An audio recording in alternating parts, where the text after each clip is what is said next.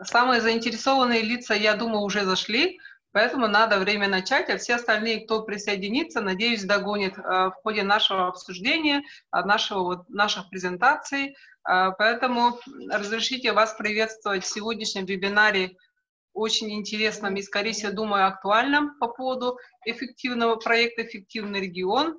И здесь хотелось бы немножко сказать, что когда, я лично сама, когда слышу слово «производство», и так как я из сферы образования, немножко внутреннее сопротивление у меня возникает, да, как же это производство, как будет оно связано с образованием, и причем это какое-то эффективное производство, поэтому какие-то части экономические, скажем, да, понятия внедряются в нашу сферу профессионального образования, поэтому очень много вопросов у меня у самой, и мы сегодня увидим и услышим по поводу, что такое проект «Эффективный регион», в котором включился наш Якутский автодорожный техникум, и сегодня, значит, мы, наверное, поймем, что такое, какие понятия эффективность, бережливость, бережливое производство и почему оно относится, и почему мы сегодня говорим в этом ракурсе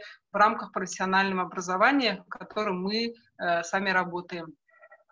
Значит, Лилия Михайловна, вы здесь же, да?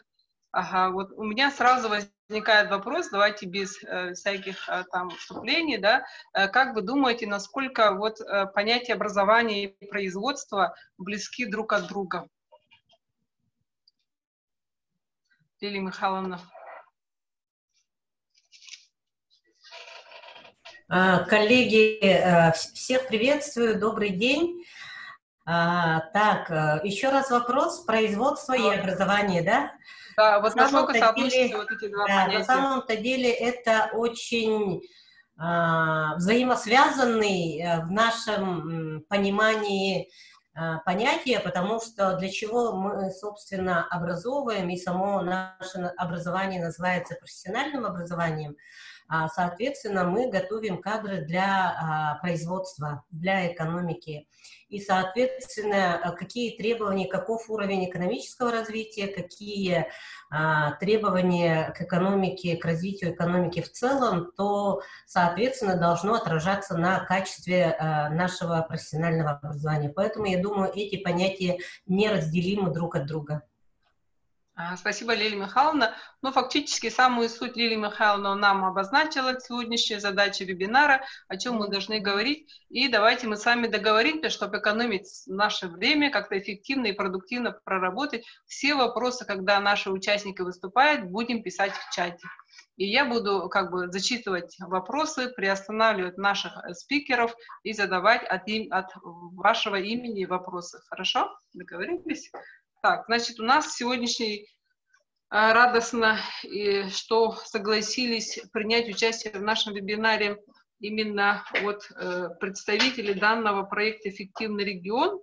Людмила Евгеньевна Горнушкина, она себя представит и нам раскроет именно о проекте «Эффективный регион». И вопрос сразу наталкивается, как же сфера профобразования, именно наши колледжи и техникумы будут соотноситься с нашей сегодняшней темой об эффективности и бережливости. Пожалуйста, Людмила Евгеньевна. Анастасия Викторовна, спасибо. Коллеги, добрый день. Меня слышно, видно всем хорошо, надеюсь? Да. Была запланирована у меня презентация, она и есть. Вот Дмитрия просила ее продемонстрировать. Я буду говорить, да, спасибо.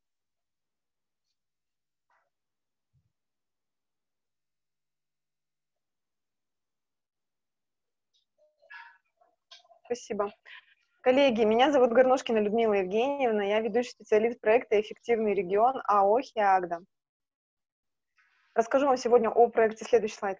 Расскажу вам сегодня о том, что такое эффективный регион, история и направления, примеры по Кемеровской области, потому что именно у них наиболее развито в образовании. И этапы реализации проекта очень коротко пройдусь. Всего у меня 15 минут по регламенту, поэтому постараюсь ваше время не занимать. В продолжение моего доклада будут выступать коллеги из автодорожного колледжа, у которых уже будет на примере все разобрано, поэтому я буквально пройдусь только по этой теме, они уже более глубоко. Следующий слайд. Следующий слайд. Так что же такое бережливое производство? Спасибо за вопрос. Сразу, да, могу сказать, что, то есть мы говорим не только о бережливом производстве, мы говорим еще и о бережливом управлении. Эти понятия друг от друга практически ничем не отличаются. Производство, потому что изначально истоки, следующий слайд, были взяты из все-таки производственной системы Тойоты и Советского Союза. Поэтому слово все-таки производство преобладает, но также мы говорим и о бережливом управлении. Бережливое производство либо бережливое управление – это концепция управления любым видом деятельности, то это медицина, строительство или производство на основании постоянного стремления к улучшению и сокращению всех видов потерь. Основная задача бережливого производства – это сократить потери, а также процессы или операции, которые не добавляют ценности к нашему процессу и не несут в себе положительного никакого заряда. Следующий слайд. Проект «Эффективный регион» начал свою жизнь, так скажем, в 2016 году по поручению президента Российской Федерации Владимира Владимировича Путина. Самое первое вступила в эту программу здравоохранения. Первое проект – это создание бережливых поликлиник. Далее в 2017-2018 году прошло тиражирование этих проектов. И уже в 2019 году мы зашли в целом на много разных направлений, то есть бережливые поликлиники показали себя как очень эффективный способ управления, разведения потоков и прочее, после чего в правительстве было принято решение между Лихачевым, нашим руководителем государственной корпорации, и руководителем администрации президента Сергеем Владимировичем Кириенко, поручение пришло о том, что эти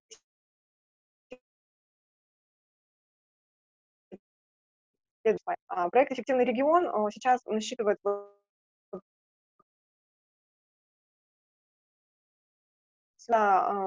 уже более 19 проектов в 19 регионах. Коллеги, у меня презентация почему-то зависла.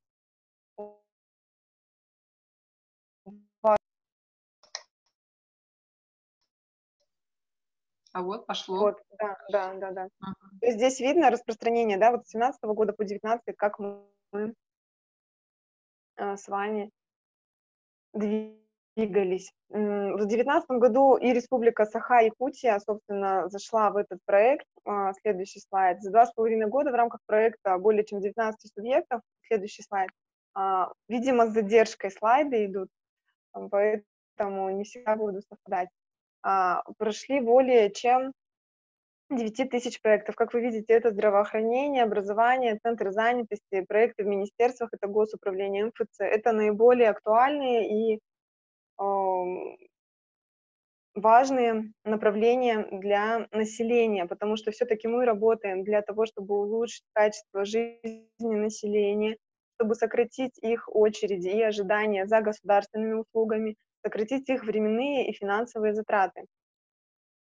Проект «Эффективный регион» и как мы работаем. То есть вот здесь на слайде тоже представлены методы работы. Это вот в Якутии это создан проектный офис внутренний на базе ВШИМ. Это ваша высшая школа инновационного менеджмента. Они являются кураторами по этому направлению, обучают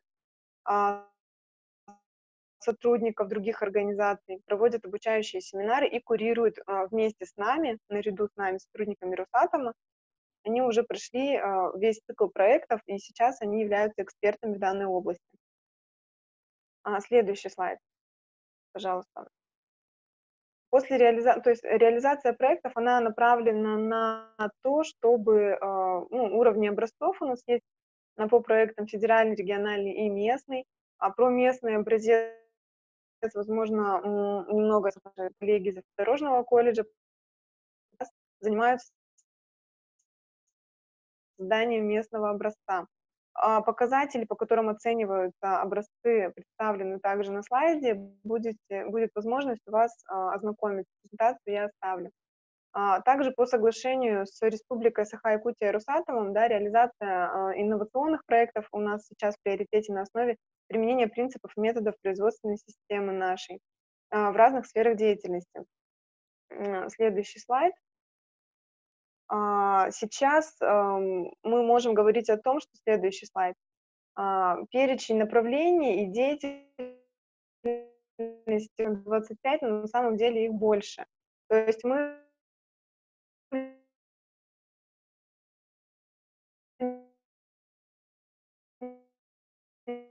внедряем счастливое образование. Вот 8 направление на слайде, если вы видите, к которому относитесь вы. Здесь написано от детского сада до школы, но сейчас уже концепция немного изменилась, и у нас есть одна из наших целей и миссий госкорпорации — это выстраивание и создание бережливой личности от детского сада до высшего учебного заведения. То есть те звенья профессионального образования, они под это попадают, и мы можем реализовывать так же, как вот СПО, с вами в том числе эти проекты. Повышение эффективности, то есть цели проекта, да, нашего — это повышение эффективности работы органов государственной власти, как я уже сказала, предвидение проблем граждан, снижение времени и стоимости предоставления государственных услуг, повышение удовлетворенности граждан и повышение имиджа органов власти и управления в глазах жителей региона. Пожалуйста, следующий слайд. Следующий слайд. Эффективный регион — это система, ну, то есть следующий слайд. Эффективный регион — это система взаимодействия субъектов бережливого производства, которые совместно и последовательно используют в своей деятельности принципы бережливого производства. Механизм очень простой, с одной стороны, с другой стороны, наверное, сейчас он кажется сложным, заключается в выявлении и решении проблем в процессах и влиянии их на доступность и качество государственных услуг для населения. На слайде представлены основные принципы или как правило успешной работы. Если вы обратите внимание, то первое, самое главное — это вовлеченность первого руководителя, вовлеченность директора или заместителя директора, ну, в крайнем случае. Главное, чтобы это был сам директор, он не противился изменениям в организации и был за. Ну и к этому уже подтягивается потом и активное содействие вовлеченных всех сотрудников, наличие и признание проблем зон. То есть дальше мы идем, но самое главное, первый самый шаг — это вовлеченность первого руководителя. Следующий слайд. При, так сказать, начале работы одно из первых — это выбрать направление, в котором мы будем с вами двигаться. Направление работы, в котором мы будем находить и устранять потери. Далее, то подразделение, в котором мы бы хотели это сделать, и открытие проекта.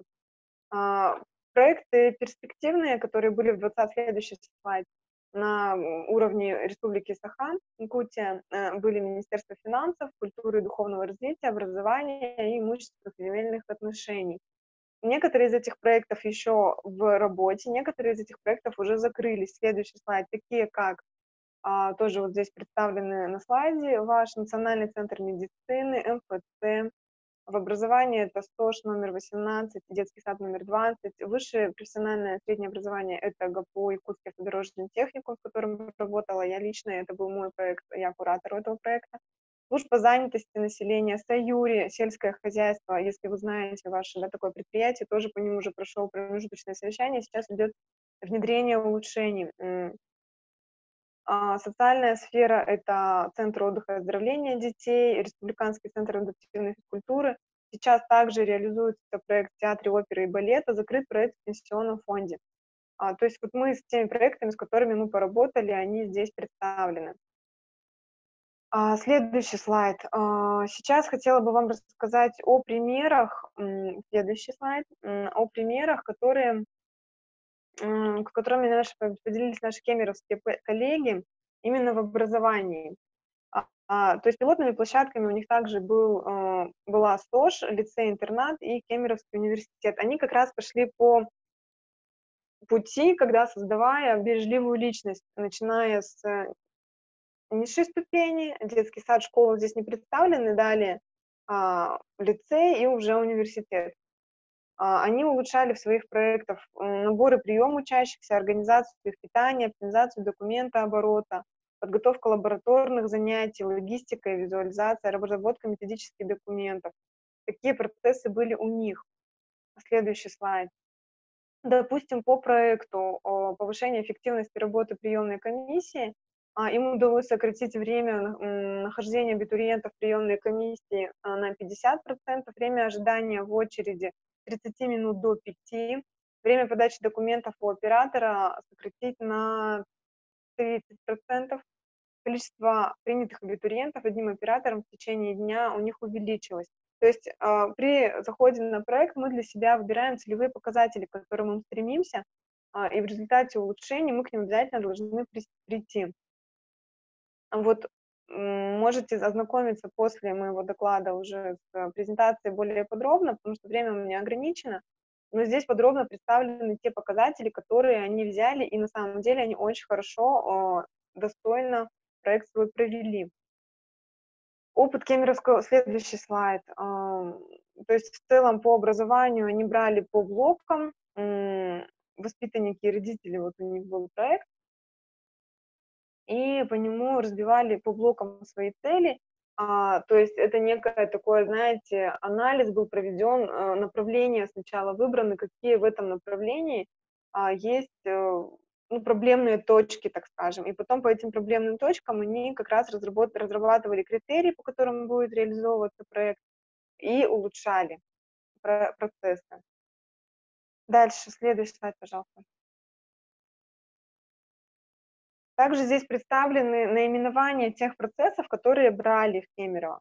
То есть здесь как управленческие процессы, как это руководство, это разделение улучшения, это мониторинг, то есть это и кадровая политика, и составление расписания, то есть то, что нам помогает в организации работы в учреждении. Далее, основные процессы, это непосредственно учебный процесс, это воспитательный процесс, совместимость деятельности взрослого ребенка, самостоятельная деятельность детей, взаимодействие с семьями воспитанников. Вот это все они брали для себя. Ну и также обеспечивающие процессы, это материально-техническое обеспечение, финансово-экономическое сопровождение.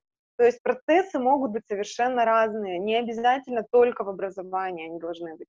Они могут быть как бы и завязаны на документообороте, если вы видите проблему в документообороте вашей организации.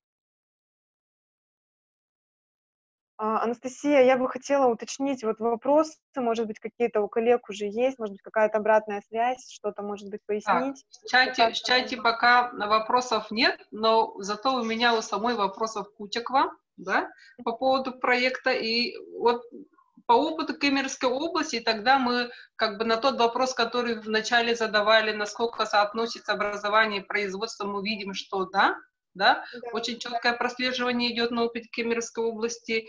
И по поводу, вопрос возникает по поводу бережливой личности, да, вот, надеюсь, мы в конце как-то найдем ответ. Вот бережливое, тогда воспитание бережливой личности, как сказали, начинается с детского садика и должно заканчиваться, даже не заканчиваться, а продолжаться на протяжении всей жизни, скорее всего, да? Поэтому, да, пока вопросы еще не поступили, но давайте мы дадим слово тогда Валентине Гаврилевне. Если вопросы в чате появятся к Людмиле Евгеньевне, да, Людмила Евгеньевна? Да, Анастасия, но у меня доклад еще мой не окончен. Давайте дослушаем, да. Да, это я просто решила по обратной связи уточнить на всякий случай, может быть, вопросы уже есть. Следующий слайд, он показывает те ценности, которые выделяли для себя кемеровчане, и по которым они, это такие, знаете, крупные мазки, крупные сферы, по которым они разделили свои проекты. Здесь на следующем слайде представлено, как они оформили инфоцентр. Тоже есть такое понятие, как инфоцентр. Оно должно быть, на котором представлены основные показатели по разделам. И около которого, как правило, потом проходят все планерные и технические совещания. То есть в Росатоме это 5-минутные совещания стоя, чтобы не было вот этих длительных, 5-10-минутные, да, для того, чтобы уходить от длительных планерок, когда все друг друга что-то слушают, не понимают половину зачем, очень тратится много на это времени, то вот этот метод инфоцентра, он позволяет проводить оперативные совещания. Но об этом тоже я углубляться слишком сильно не буду. Это уже на этапе создания образца мы делаем. Далее, опыт Кемеровской области. Далее представлен процесс по стандартизированной работе по подготовке к мероприятиям. Следующий слайд, пожалуйста. Показателями были взяты сокращение времени педагогического персонала на подготовку к проведению мероприятий. Показатель был 6 часов 25 минут, они стремились к 3 часам 59 минутам. Для этого они создали следующий слайд. Карту текущего состояния, карта процесса, на котором были изображены проблемы. Проблемы обозначаются красными ежиками, как мы их называем, сигнальными такими знаками. Выявлены таким образом были все проблемы. Следующий слайд. После была создана идеальная карта, к которой они стремятся. Она у них была также карта состояния, целевого состояния. Внизу прописаны те решения, к которым они пришли. Следующий слайд. В Кемеровской области также уже, так как я сказала, много учреждений прошли через проект «Эффективный регион». Они одни из первых с 2017 года его реализуют, поэтому у них уже существует клуб директоров бережливых школ. У них есть Лига бережливых колледжей, Ассоциация бережливых вузов. Коллеги, если кому-то интересно, вы можете зайти в Лигу бережливых колледжей, посмотреть, как у них обмен опытом. Эта площадка была организована на платформе ВКонтакте. Они обмениваются там опытом, размещают, рассказывают о своих проектах. Можете обратить внимание. Далее. Следующий слайд. Следующий слайд. Этапы реализации проекта. То есть вот мы заходим на проект. То есть первое у нас 4 основных таких этапа и 2 ключевых события. Это первое, это подготовка и открытие проекта, длится 2-3 недели. Далее диагностика и целевое состояние, 4-5 недель. Затем мы проводим стартовое совещание, на котором презентуем проект наш, все процессы, карты и план мероприятий. Затем у нас идет длительный процесс, самый длительный этап – это внедрение улучшений. Затем мы смотрим, достигли ли мы целевого состояния, достигли ли мы целевых показателей, мониторим их. Если нужно, вносим изменения в план мероприятий или в свои действия. И далее 2 недели еще смотрим опять, как длится процесс, и готовимся к закрытию проекта. Всего проект длится 6 месяцев с начала его реализации. Следующий слайд. Для эффективной реализации проектов нужно создать рабочую группу. Здесь представлен пример МФЦ города Кургана. Лично знакома с этой командой. Они сейчас тоже уже реализовали первый этап проектов, и сейчас они у нас реализовывают проект в рамках образца только регионального уровня у них. Далее. Создается распорядительный документ в организации, в котором прописываются. Далее. Да, представлен вот здесь приказ, и в том числе, то есть на основании приказа создается рабочая группа. Мы разрабатываем паспорт проекта. Далее. Паспорт проекта состоит из 4 основных блоков. Это вовлеченные лица, здесь команда, как правило, перечисливается. Обоснование выбора, то есть почему мы выбрали именно этот проект. Целевые и плановые эффекты – это показатели, и ключевые события проекта – это то, о чем я говорила ранее. Составляется следующий слайд, дорожная карта, на котором отмечены также все основные события по этапам реализации. Она служит нам как бы графиком таким и в то же время контролирует нас, в каком этапе мы где проседаем.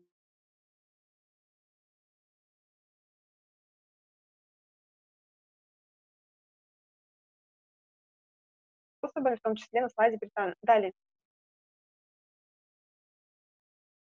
Да, информационный стенд – это информация по проекту всего.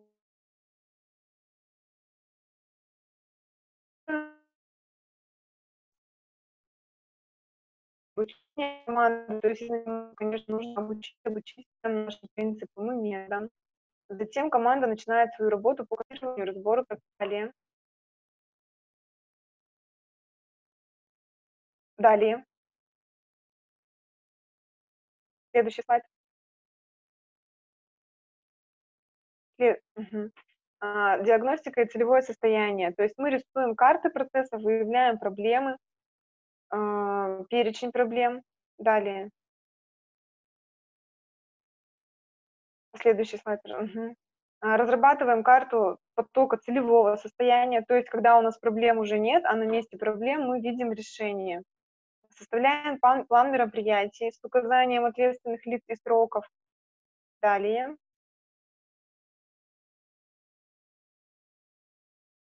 Следующий слайд. И переходим к реализации. Далее. Далее. О реализации проекта мы также будем как бы информировать друг друга после закрытия. И для этого необходимо готовится презентация отчетная, в котором вот по каждому пункту плана мероприятий мы делаем, ну, допустим, вот здесь у нас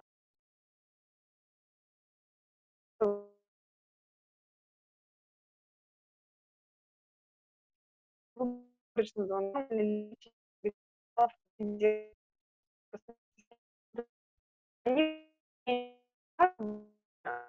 за другого об организации вот этого.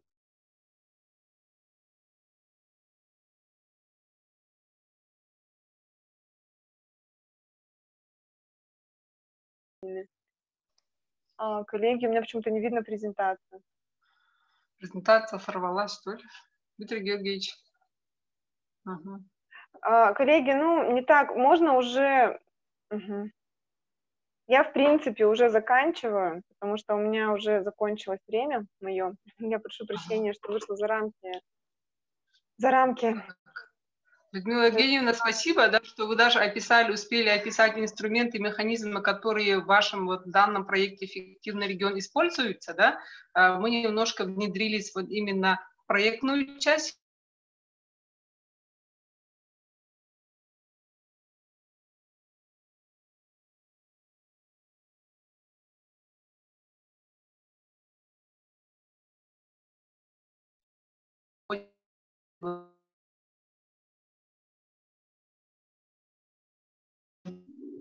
Переходим, скажем, Да. и слово предоставили Валентине Гаврилевне, потому что она директор Якутского автодорожного техникума, который вовлекли в данный проект. И вопрос к Валентине Гаврилевне, что сподвигло вас принять участие в данном проекте, да, и все-таки как соотносится, оказывается, понятие бережливое производство и подготовка кадров. Так, добрый день, коллеги. Рада вас всех видеть. Людмила Евгеньевна, приветствую вас, наш куратор. Мы в этот проекте оказались-то, ну, как бы невольно, ну, по заданию нашего любимого отдела среднего профессионального образования. Лена Лукинична пришла к нам в конце февраля и сказала: так, вы будете в этом проекте. И все, и мы в этот проект вошли.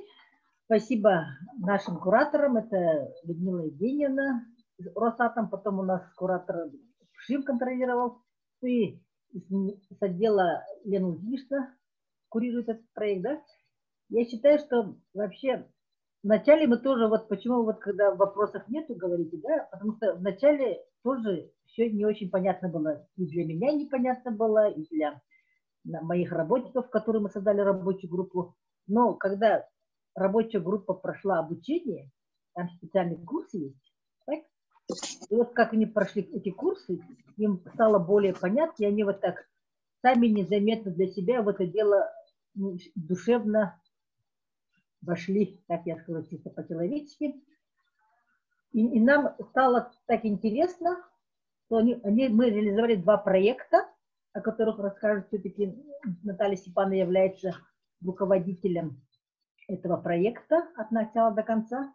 И вот я хочу сказать, что, ну, как руководитель мне очень нравится. Мы уже сейчас проходим 2-й этап проекта, да, и мы уже вторую команду, ну, не то что команду, мы вначале выучили 6 человек, да, потом мы сейчас выучили уже 15 человек. Вот, в октябре месяце. Поэтому у нас уже, считайте, 21 человек из коллектива, это в основном, ну, спецсостав и администрация уже в этом проекте мы работаем. И мы уже не только в МФЦ мы хотим это конкретно в МФЦ, и уже на все наши виды деятельности распространить и в учебном процессе, и в воспитательном, и в хозяйственном, естественно. Поэтому я хочу на этом, свое вступительное слово сказать, потому что более подробно и красиво вам расскажет Наталья Степановна. Спасибо. Спасибо, Валентина Сергеевна. Конечно, если вот этот проект начался 2016 года, да, а сегодня на дворе 2020 год, то, конечно, немножко сподвигнуть на подвиг тоже хорошо, да. Поэтому мы дальше слушаем Наталью Степановну, которая радостно поделится с теми проектами, я так поняла, да, 2 проекта, которые уже реализуются и имеют какой-то результат. Да, поэтому внимание. Наталья Степановна, пожалуйста. Здравствуйте всем, добрый день. Так, хочу представить вашему вниманию реализованные проекты многофункционального центра прикладных квалификаций автодорожного техникума, где я являюсь начальником. Значит, первый проект у нас называется «Оптимизация приема документов и подготовка приема документов многофункционального центра прикладных квалификаций».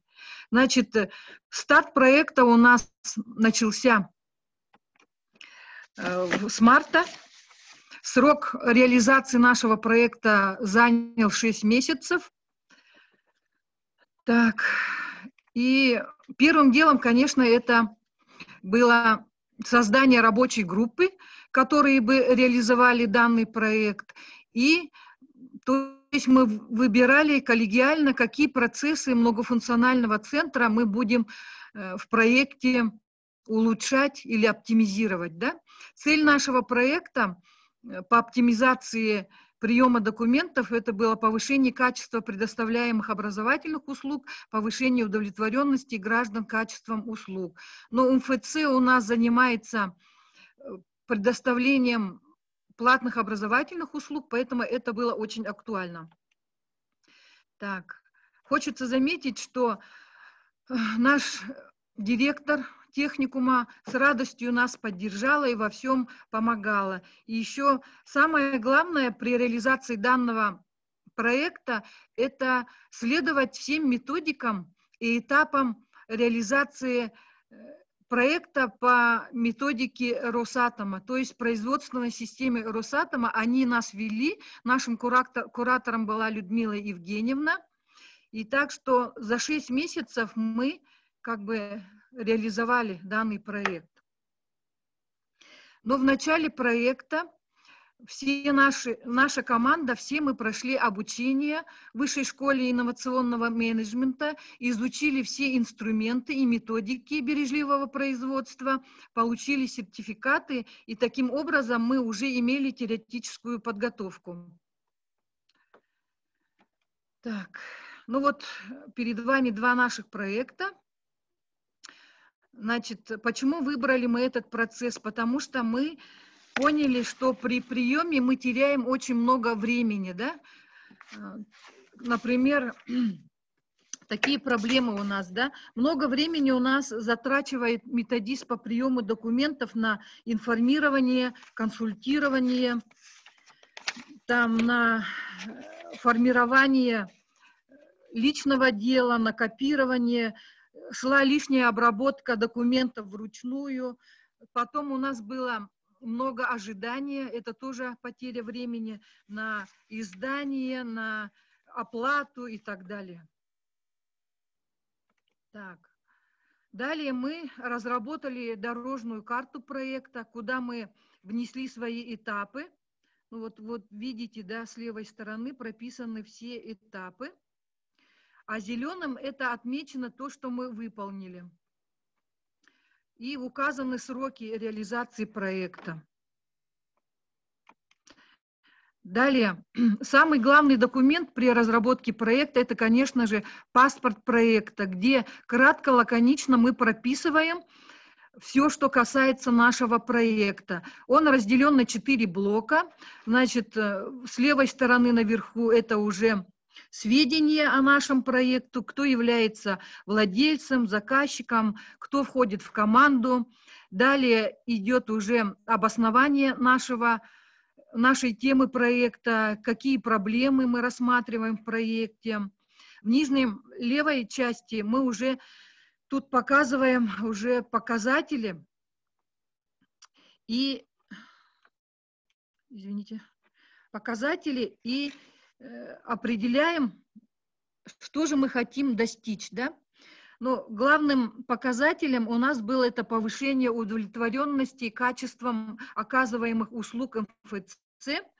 Второе – это сокращение времени на оформление, подачу и выдачу документов. Да. Для того, чтобы заполнить и установить текущие показатели, была проделана тоже большая работа по замерам, по опросу, по анкетированию. И поэтому вследствие опроса наших клиентов, курсантов, обучающихся, мы в этом показателе установили текущий показатель 42%. С этого показателя мы должны были поставить себе как бы ожидаемый результат или цель, или целевой показатель по-другому. Это 30% улучшений должны были достичь, да? Ну и вот таким образом мы заполнили вот эту таблицу, да? Также далее мы уже приступили к составлению карты текущего состояния. Как говорила нам Людмила Евгеньевна, мы тут расписываем каждое действие, которое предполагается при приеме документов МФЦ. А ежики – это наши как бы проблемы, да, которые мы тут прописали. Но я повторяться не буду. Главное то, что тут теряется много времени на выполнение этих действий, которое занимает время протекания процесса ВВП, да, 35 часов 5 дней затрачивается на то, чтобы принять документы. И вот, сделав замеры, опрос, анкетирование, сделав анализ текущей карты, мы выявили такие коренные причины, которые у вас там на экране видно, да? Это главным образом большое количество времени затрачивается там на консультирование, нет унифицированной формы опроса, нет информации на сайте, на социальных сетях, лишняя обработка документов вручную, недостаточно было организовано рабочее место методистов МФЦ, не хватало оргтехники для всех методистов и так далее, не было отдельного кабинета для автошколы отдельно, для МФЦ и так далее. Изучив все наши проблемы, мы приступили к составлению карты целевого состояния. То есть мы тут уже прописываем, какие мы принимаем меры, принимаем решения для искоренения этих как бы проблем. Дальше составляется уже план мероприятий по улучшению, по оптимизации, и тоже составляется план мероприятий. Здесь, конечно, мы все делаем коллегиально, всей командой, и распределяем определенную работу по плану каждому лично, под ответственность. Ну, нами были приняты очень много решений. Это такие решения мы приняли, да, для того, чтобы оптимизировать этот документооборот МФЦ. Мы приняли решение, что нам надо хорошо проработать наш сайт, то есть мы работали уже через сайт, значит, подавали документы, договора через сайт, да, потом также закупили и апробировали автоматизированную систему автошкола «Контроль». Вот она перед вами, да, которая автоматически как бы заключает договора, автоматически формирует учебные группы, например, там по водителям категории и так далее, да. Дальше проработали систему приема оплаты на месте. Это не каждый раз, чтобы курсанты или родители бегали, оплачивали в бухгалтерии, мы приобрели, значит, терминал, и методисты сами уже принимали через терминал оплату. Также подключили интернет-эквайринг с возможностью оплаты по договорам с помощью QR-кода. Также разработали и внедрили различные нормативно-правовые акты, инструкции, положения, регламентирующие процесс по взаимодействию между отделами, в частности, с бухгалтерией. Как мы будем отрабатывать это, да? Если ранее мы с каждым договором, счетом бегали в бухгалтерию, то сейчас у нас есть определенный график работы, есть определенный регламент работы с бухгалтерией, так что это экономит время и МФЦ, и бухгалтерии. Так, ну, на каждом этапе реализации проекта мы постоянно вели хронометраж.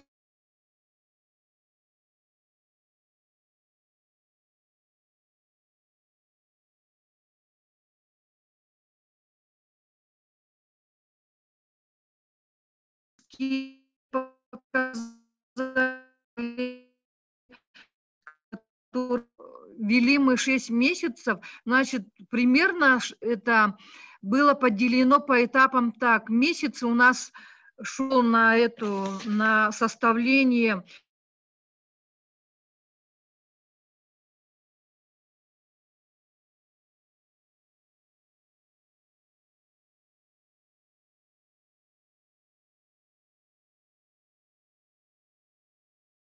будет 5-й месяц, у нас уже это мониторинг устойчивости.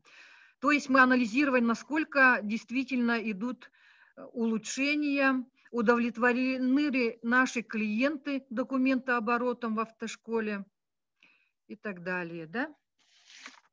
Также в ходе реализации проекта мы применили некоторые инструменты бережливого производства.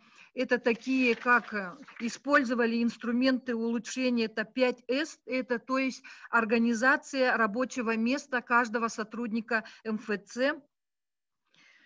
Ну, вообще инструментов в производственной системе Росатома очень много. Это надо пройти обучение, чтобы познакомиться и умело их использовать при реализации проектов. Да? Все я зачитывать не буду, потому что это надо вначале теоретически как бы ознакомиться, но они очень имеют большую эффективность. Далее, следующий проект у нас был, это оптимизация подготовки документов об окончании обучения. Тут тоже мы нашли ряд, тоже также составляется этот проект, тоже паспорт составили, разработали отдельную карту текущего состояния, выявили причины, проблемы и так далее, почему у нас так много затрачивается на составление, на выдачу, на формирование документов, да? Так, план мероприятий по этому проекту тоже отдельный был, да? Ну, хочу сказать, что большим подспорьем было принятие решения об использовании автоматизированной системы автошкола «Контроль», которая как бы нам очень как бы помогло, и мы наполовину убрали ручную обработку документов, издание приказов, издание, формирование, распечатку свидетельств по оплате, потому что в этой автоматизированной системе мы вначале сделали базу данных наших курсантов, но мы конкретно по автошколе только это взяли, потому что по всем профессиям это занимает очень много времени, да. И вот на примере автошколы мы вот заполняли базу данных, и таким образом мы разгрузили половину как бы бумажной работы по документообороту с наших методистов автошколы. Таким образом, видите, да, хронометраж у нас как бы изменился. Если по текущей карте текущего процесса мы затрачивали 25 часов на подготовку документов об окончании обучения. По целевому мы поставили, что мы будем тратить 8 часов 1-2 дня, а по фактически с использованием автоматизированной системы автошколы контроль мы стали затрачивать всего 1 час, это 1 день получается. Также были разработаны, как я вам сказала, инструкции по взаимодействию с другими подразделениями, да? Они были утверждены директором, мы его используем. Потом внесли корректировку должностной инструкции методистов, да, потому как мы уже как бы немножко функциональные обязанности поменяли. Мы внедрили туда автоматизированные автошколы, поэтому туда уже другие должностные функции включили. Дальше, вот я говорила про такой инструмент бережливого производства, как 5С. Вот на экране вы видите, как у нас располагались папки, документооборот у методиста, да, и много времени затрачивалось на поиск необходимых документов, приказов, нахождение какой-то нужной папки. Также еще мы затрачиваем время на поиск каких-то канцтоваров, скотч, бумаги там, и так далее, да, и вот как стало. Когда мы обучились вот этим инструментам, каждый методист уже по-своему, уже в правильном порядке уже как бы сформировал свое рабочее место. Вот рабочее место в тумбочке у методиста расположено все, что нужно для работы. Папки у нас мы как бы обклеили вот такими цветными лентами. То есть каждая папка находится на своем месте, например, да, или вот в нижнем ряду прописаны по всем профессиям, по группам уже, так что как бы потеря времени у нас уже как бы уменьшилась. Вот таким образом мы сформировали рабочее место по приему документов методиста автошколы. Значит, закупили дополнительную оргтехнику, приобрели терминал для оплаты, потом приобрели вот такие вот наушники, свободные руки, то есть он разговаривает по телефону и тут же как бы вводит в базу данных заявления или вот документы, информацию. Вот так вот у нас выглядят уже кабинеты. Нам дали отдельный кабинет для автошколы и отдельный кабинет для других методистов, которые обучают уже по другим профессиям МФЦ. Ну, таким образом.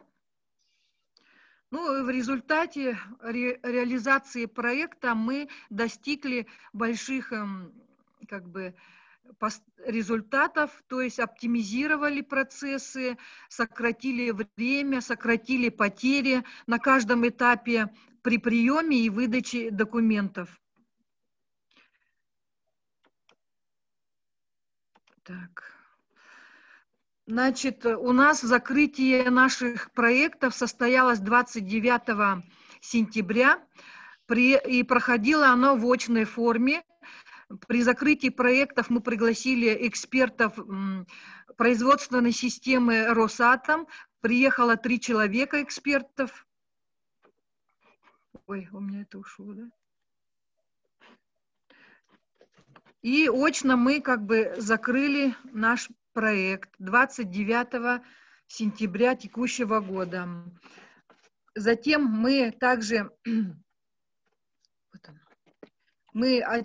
отчитывались и на уровне республики. С отчетом выступила наш директор Валентина Гаврилевна перед главой республики. И на сегодняшний день мы как бы 2 проекта закрыли, но на этом мы не останавливаемся. У нас идет уже процесс создания фабрики процессов, создания инфоцентра и тиражирования вот этого опыта по использованию бережливого производства в других подразделениях автодорожного техникума, то есть на уровне нашего техникума, пока мы отрабатываем дальше. Это называется, мы приступили ко 2-й волне реализации нашего проекта. Ну, еще хочется сказать, что данный данные проекты, они служат большим подспорьем для управленческого персонала, для администрации, потому что все процессы при использовании методик, инструментов бережливого производства, они ведут к тому, что у нас все действия, процессы регламентируются, стандартизируются, и работать намного легче становится, да, и как бы уменьшаются потери временные, материальные, финансовые, и как бы мы тем самым повышаем наш имидж для своих обучающихся, студентов, родителей, клиентов и так далее. Хорошо, спасибо, Наталья Степановна. Значит, в чате у нас появляются вопросы. Вот, автоматизированная система автошкола, контроль, сколько стоит и кто производитель? Ну, автошкола «Контроль», она не единственная в России, да таких программ очень много. Мы выбрали именно это, когда изучив, да, она очень недорогая. Мы оплачиваем только ежемесячно за использование вот этой платформы, использование вот услуг вот этой программы, и затрачивается всего где-то 2000 в месяц, и все. Хорошо, спасибо. Презентация будет выставлена, скорее всего, на нашем сайте. Она будет доступна. Презентация Натальи Степановны и презентация Людмилы Евгеньевны. Так, значит, ЕПТ приветствует участников и желает дальнейших успехов. И вопрос, значит, финансовые расходы реализации проекта можно узнать, потому что как бы этот проект вначале мы слышали, что касался только документооборота, а потом в конце оказалось, что у вас и рабочее место поменялось, и кабинет цвет поменял, и ремонт появился. Пожалуйста, в этой части. Так, ну ремонта мы не производили, мы просто дополнили как бы кабинетом дополнительным наших методистов, да, разгрузили кабинет для того, чтобы было организовано более свободное рабочее место. Во-вторых, затрат больших мы не понесли, мы только приобрели дополнительный МФУ, там, как его, гарнитуру для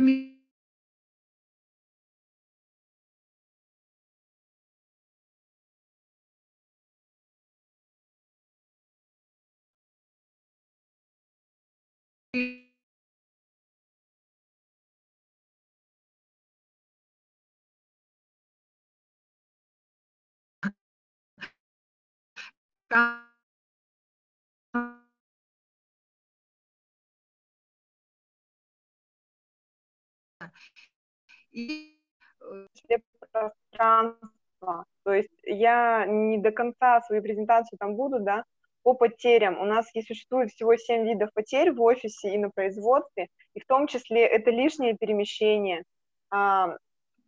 когда мы неправильно располагаем свои рабочие места, мы неверно располагаем папки, документы, в том числе на рабочем столе, в том числе в компьютере.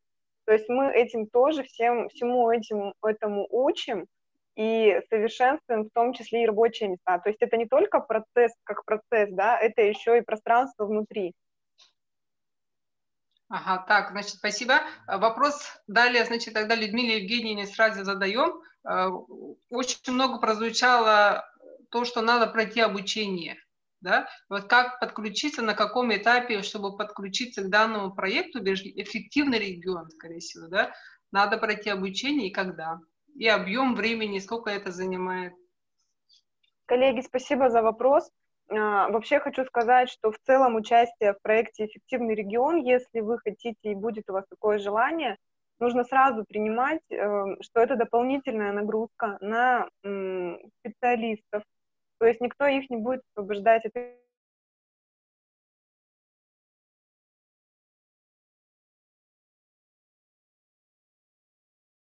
деятельности, становится дополнительной. Если верно, такой, конечно, у нас накопится, и в конце придется аврально делать много работы. Поэтому нужно принимать это, понимать это, что команда будет работать постоянно не только над своей работой, но и плюс какое-то время занимать еще проекту. Тогда Обучение. следующий вопрос возникает, да? Вот, Людмила Евгеньевна, вот мы, например, согласились пройти вот такой, прийти в проект «Эффективный регион», да, значит, записались на курсы повышения квалификации в ШИМ, да, и, соответственно, вот мы уже фактически знаем, например, выбор направления, по которому мы будем проводить бережливое производство, насколько вот, когда в рамках курса повышения квалификации сопровождение вот нашего будущего проекта. Сколько часов займет обучение, вы меня спрашиваете? Нет, не сколько часов, а вот реально не просто там теоретически слушать инструменты, а непосредственно уже начать этот проект в рамках курса повышения квалификации. Насколько реально? Реально на 100%. То есть, когда мы заходим, мы сразу начинаем обучаться непосредственно методологии, принципам, и сразу же начинаем их на практике у себя в организации внедрять. То есть прослушали лекции, пошли, сделали. Хорошо, спасибо. Так, вопрос Валентине Гаврилевне. Значит, какие процессы в Якутском автодорожном техникуме планируются к бережливости далее? То есть ваши планы? Так, ну, как сказала Наталья Степановна, да, сейчас мы выходим на второй уровень этого проекта, это уже внутри, будем делать 2 проекта еще. Это все будет связано с образовательным процессом. Вот, как я сказала, мы уже вторую волну, второй, так скажем, поток обучили 15 человек. Да? Если в этих 2 проектах только участвовало 6, это как бы в основном, сейчас мы будем 15 человек, основная масса внедрять в образовательный процесс,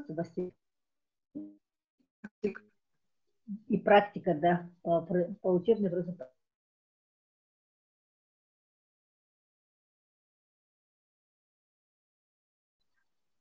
Пришли к тому, что все, что лишнее, мы убрали, мы оптимизировали рабочие кабинеты, структуру даже немножко мы изменили внутри себя уже, в принципе. Поэтому я считаю, что, войдя в проект, мы очень много приобрели, и никаких финансовых затрат, кстати, вот как спрашивает, да, больших мы не понесли. Это в пределах там 10-15 тысяч, ну, канцтовар, там, может, новые папки купили, оплачиваем это автошколу там в пределах 2000. Это мелкие там гарнитуру купили. Вот таких больших затрат мы не понесли, а улучшения 2 раза достигли. Это очень большое, я считаю.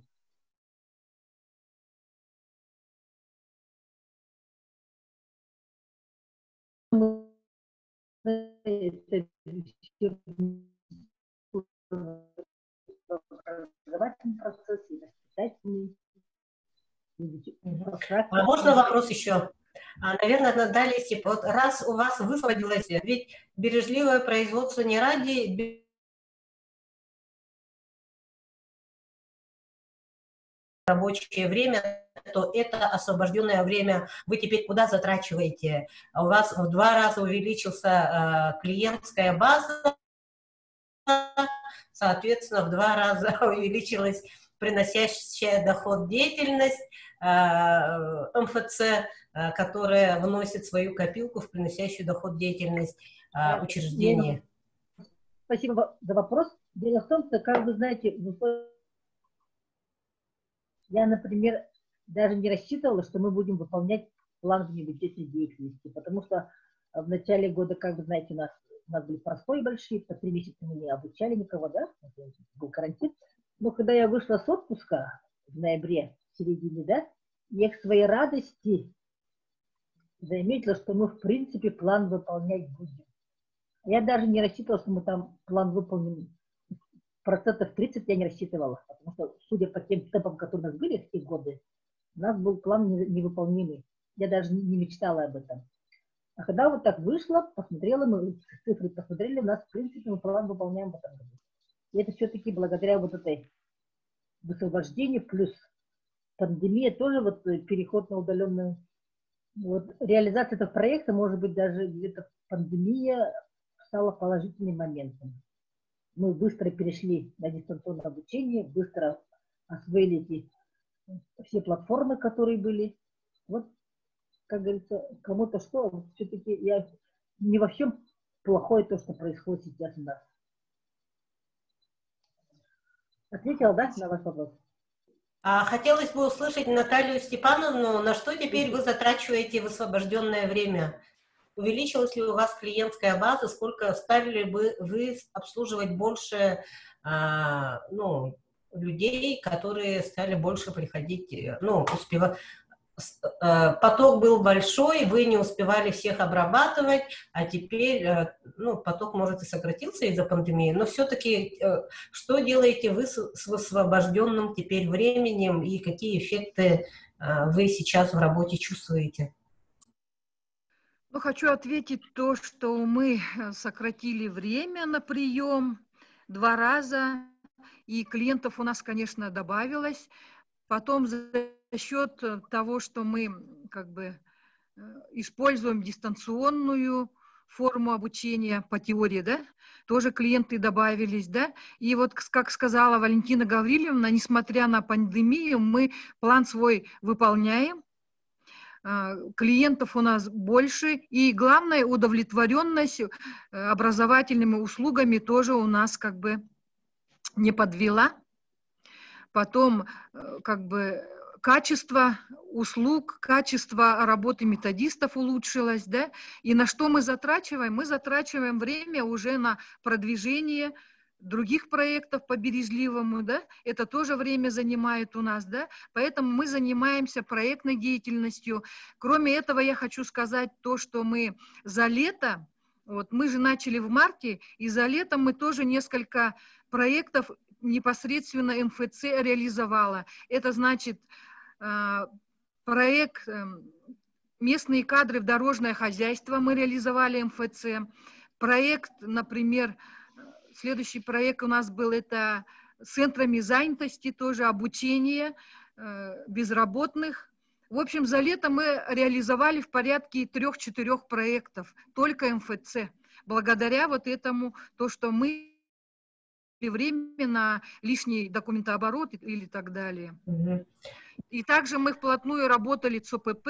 Сейчас мы параллельно еще приступили к обучению школьников, моя первая профессия и так далее. Так, спасибо, Наталья Степановна. Поле деятельности расширяется. Если раньше только занимались этими своими курсантами, вождением, а сейчас у них появилось больше работы заниматься уже развитием. Хорошо. Вопрос Людмиле Евгеньевне, как же все-таки подключиться к реализации, поступить к реализации своих новых проектов, если уже задумка появилась, да? И по поводу курса волнует вопрос, платные или они бесплатные? Спасибо за вопрос, коллеги. Для того, чтобы зайти в проект, необходимо написать письмо на главу республики. Текст письма простой, о том, что, уважаемый Сан Николаевич, просим согласовать участие в проекте нашего учреждения. Можно написать примерно направления, в которых вы хотели бы поучаствовать. То есть не направление, то есть мы бы хотели улучшить, допустим, процесс какой-то указать в проекте письма. Но можно не указывать, если вы еще пока не выбрали. Направляете письмо на главу, глава ставит свою резолюцию, и после этого письмо уже приходит в курирующему заместителю председателя правительства. Но так как у вас, Сан Николаевич, лично курирует этот вопрос, а письмо отписывают уже в ШИМу, в ШИМ выходит на вас, вы корректируете, в какой график ШИМа вы вступаете, даете на курсы. Курсы бесплатные. Вам будет назначен куратор, и вы начнете реализацию проекта. Следующий вопрос возникает. Да, квота есть, да? Валентина Гавриловна говорит, вчера отправили 8 человек, потом 15 человек направили. Квота есть на одну образовательную организацию? Или на один проект? Нет, квоты как правило, четко квоты на одну организацию или на один проект, такого понятия нет. Но вы поймете сами, когда вы начнете. Все равно будет предварительная встреча с вашей организацией, либо это будет ВКС-встреча, да, где мы или ВШИМ, или мы вместе со ВШИМом, то есть мы свои графики тоже корректируем по загруженности, поговорим с вами, поймем, какой мы процесс берем, сколько человек в этом процессе участвует. То есть в процессе участвует всегда ограниченное количество лиц. Обучать всех подряд не надо, потому что работать будет в итоге 3-4 человека проектом. Поэтому, как правило, там нет такого, чтобы 10-20 человек от организации. То есть это всегда ограниченный круг лиц. Особенно если это первый раз и ваш первый проект, то лучше концентрироваться на чем-то одном, да, не распыляться. Ну, или 2 проекта взять, тоже. Если 2, то чтобы желательно была одна команда. То есть вот сейчас, допустим, у нас по второй волне, я уже сказала, что мы создаем образец местного уровня, куда входит создание SQDCM-центра, инфоцентра и создание фабрики процессов. И вот у нас сейчас уже команда не одна, а 2 команды разные. То есть там отдельно работают по одному направлению, отдельно по другому. А вот в МФЦ мы работали по 2 проектам, но команда была одна. Спасибо. Людмила Евгеньевна. Можно вопрос Людмиле еще раз? Вот скажите, все-таки вот этот проект «Эффективный регион», он же реализуется до какого показателя, потому что конечная цель реализации данного проекта, я так понимаю, что весь регион стал эффективным, и все процессы, все направления отрасли перешли бы на такое бережливое производство и так далее. И до какого времени реализуется этот проект, и планируется ли расширение количества там организаций, учреждений, которые будут вовлекаться в эти процессы? Спасибо за вопрос. Все зависит, от чего мы идем, да, что у нас в основе. Основа у нас — это соглашение между Республикой Саха-Якутия и государственной корпорацией «Росатом». Оно заключено на 3 года, с 2019 года. То есть за эти 3 года мы должны, во-первых, были создать у вас свой собственный проектный офис, которым у вас является ВШИМ. То есть мы с ними делимся опытом, мы их также обучали. Сначала мы их обучали, теперь уже они вас обучают. То есть чтобы у вас на своем уровне был собственный такой. А дальше мы уже будем вот сейчас как методологи выступать. То есть если к нам обратиться ВШИМ, то да, мы будем помогать и разбираться в процессах. То есть мы уже уходим на другой уровень, мы идем на создание образцов. То есть мы уже не первый вот этот этап, когда процессы, да, а уже, то есть госкорпорация, мы уже создаем образцы местные, федеральные и региональные. А вот этот первый этап уже это постепенно уходит на ВШИМ, так как они ваш местный проектный офис. Логика такая. Но они с вами надолго, они с вами не на 3 года, они и дальше будут работать в республике и реализовывать это направление. Спасибо, Людмила Евгеньевна. И опять же, соглашение, сейчас оно на 3 года, я не знаю, может быть, его пролонгируют, может быть, что-то с ним еще там будет, да. Ну и в конце каждого проекта, конечно же, у нас есть показатели эффективности, которые мы идем и которые мы достигаем, потому что про показатели тоже я слышала, что было в вопросе. Сами для себя их устанавливаем, сами реализовываем и сами их достигаем. От этого зависит то, как эффективно поработала наша команда. Это тоже является оценкой нашей работы, в том числе госкорпорации перед главой республики, да, и вашей работы тоже в том числе. Спасибо. Мила, можете в чате написать контактный номер телефона. Вот, видимо, вопросов очень много возникает. Хочется еще больше узнать. У нас время немножко уже поджимает. Фактически оно у нас закончилось, да? Значит, хотелось бы сказать, что проект очень интересный, да, и наши образовательные организации, мы вас как бы приглашаем вступать в данный проект бережливого производства, эффективного региона, потому что, с одной стороны, образование и подготовка кадров, мы как поняли, бережливое производство и подготовка кадров, оно так поняли, что напрямую связано. И еще один есть такой момент, что мы не только сами должны формировать в себе бережливое мышление, а, скорее всего, мы должны уже начать своих студентов в данное мышление бережливое уже формировать, потому что бесконечно уже на рабочем месте обучать, как говорится, времени не будет, момент того, что вот во время уже подготовки формирования профессиональных компетенций можно было внедрить как и финансовую грамотность, формирование бережливого мышления у наших студентов. С этим вопросом мы к Людмиле Евгеньевне еще выйдем, да? Хочется продолжить, но, конечно, надо начать с самого себя. Ну, с этими мыслями мы сегодня завершаем. Да, можно я дополню свою мысль, на вопрос, который вы, Анастасия Викторовна, в начале вебинара задавали? Есть ли связь между образованием и производством? То вот после сегодняшнего вебинара я пришла к мысли, что у нас речь идет о том, что наши колледжи – это учреждения, где производят кадры. То есть это образование, это и есть наш производственный процесс, который мы должны сделать эффективным. Поэтому совершенно верно подмечено. Совершенно верно подмечено, коллеги. Я вижу, что у нас большое количество участников. Я надеюсь, что всем постаралась, ну, по крайней мере, я постаралась понятно и доступно вот для первого раза, для первого такого вебинара ознакомительного вам рассказать о том, что такое эффективный регион. Надеюсь, что было понятно. Спасибо вам за вопросы, за активность, за вашу. Вы молодцы. Если кто-то заинтересовался, выходите, да, на ВШИ, можете писать мне. Я контакты свои в чате скинула. Прошу только в WhatsApp и в рабочее время. Все остальное у вас получится обязательно. Все задумки, у кого сейчас или какие-то уже зародились, я думаю, если будет команда и будет заинтересованность, то реально сделать все и достичь всего. Всем желаю хорошего настроения и, главное, крепкого здоровья. Спасибо, что пригласили меня сегодня поучаствовать. Спасибо, что согласились поделиться опытом. Ну, на этом мы завершаем на такой. Приглашаем всех принимать участие в проекте. Очень интересный проект. Спасибо. Спасибо.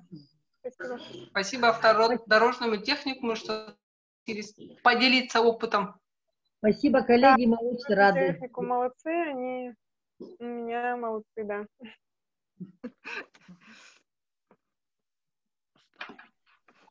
Коллеги, до свидания. До свидания. До свидания.